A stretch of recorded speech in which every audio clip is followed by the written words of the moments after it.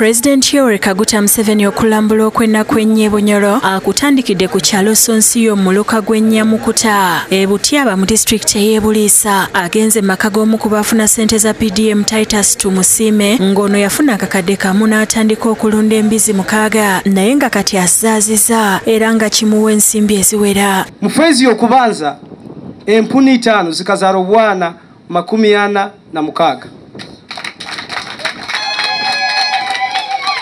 Obwana 46 white president nkabutunda $4,436,000. First lot.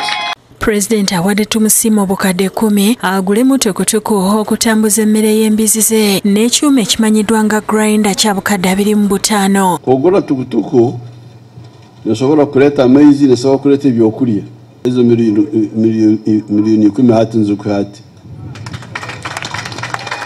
Nyencha ninga kosa nyencha nibeja kubaletera miliyoni 25 zo kugura ekyoma ky'ebyokulya bye. Jennifer Namiyango hinga ye minister w'ensonga za Bunyoro asimye president olw'okuvaayo n'enteekateeka eno eyambye amaka agasukka 206 okukyusa embeera gye baali bawangaaliramu ey'obwavu. 206 beneficiaries have so far got the money. That is 206 million coming to one parish. And we are very, very grateful. People have done a lot out of this money. They have their stories. President bw'avudde e Buliisa agenze ekikuube mu kyalo kya Kimbugo mu gombola y'e Kabwoya mu maka ga Jackson Mpagizihehe yafuna ssente za PDM n'atandika okulunda ebyennyanja. Kyalo gwa kabiri ni hamu $1,500,000.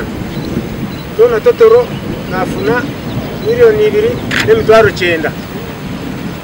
Oge bakaba mpere $1,000,000 ngena nkagoba. President asinzidde eno n'ategeeza nti gavumenti yakusaawo ensawo ey'enjawulo okuyamba ku bavubi okubeezaawo obulamu.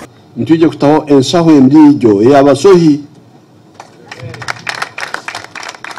separate from kubanga eno y'abalimi n'abaliisa. Tujja kukola ensawo yaabo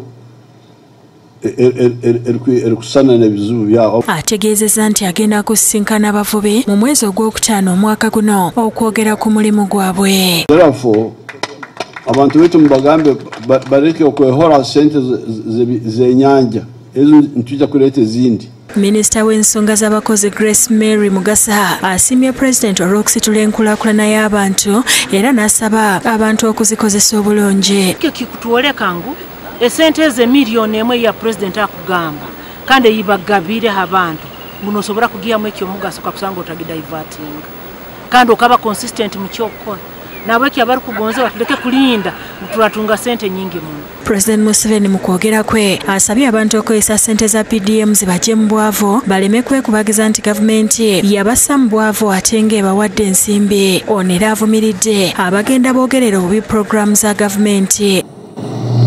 Okay, sente zino nzija kuba nzija buli mwaka